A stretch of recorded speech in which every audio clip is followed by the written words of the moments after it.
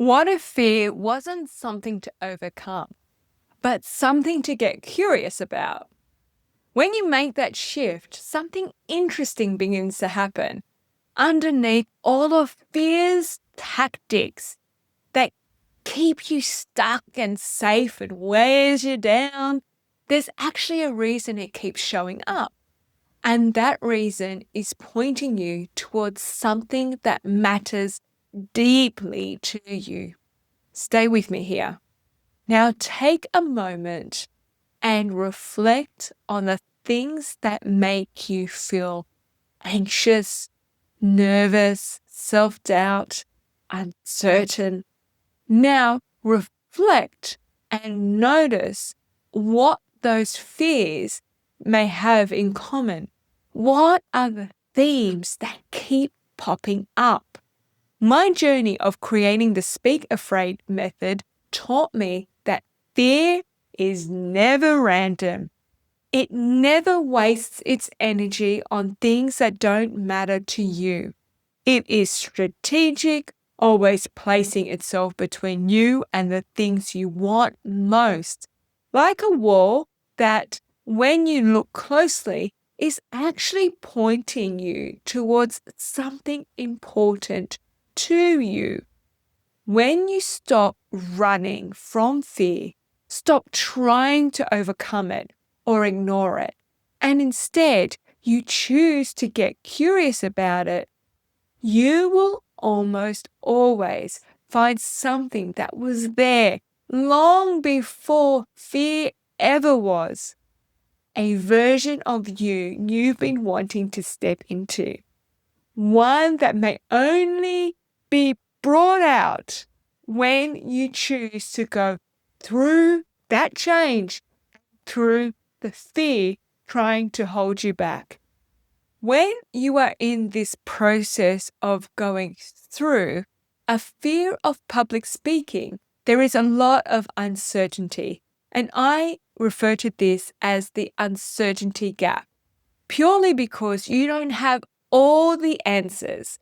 And because you don't have all the answers, this is where fear likes to pop in and do its greatest work to prevent you from discovering the answers, because fear knows that the only way for you to discover the answers that are waiting for you and that are important and meaningful to you is by going through, by taking another step forward.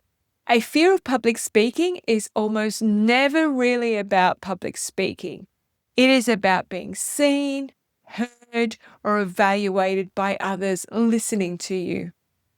A fear of changing career paths is almost never about the new career direction. It is about not having all the pieces of the new version of you or all the answers that the new career is asking of you. A fear of a new technology is almost never really about the technology. It's about wanting to feel capable, relevant, and enough while using that new technology.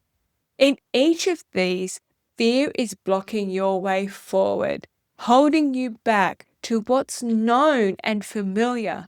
But the answers you're looking for are not behind you. They are only found by going through, by taking all that you know and you have right now in this moment and choosing to take the next step. Now, the journey of discovering these answers or the new version of you will not always be smooth or easy. Many parts of it will be, but the parts that are not does not mean that you have to stop your forward motion. When you decide to get curious and stay curious throughout your journey, through the easy and hard parts and all in between, that curiosity does not make decisions for you. The power to decide is still yours. But what it can do is help you uncover the information, the answers, the parts of you that were just there, waiting for you to discover it as you take each step through the fear and the change. When fear is prompting you to overcome it, ignore it, run away from it, stay where you are, I would like you to remember that the answers you are looking for are not behind you.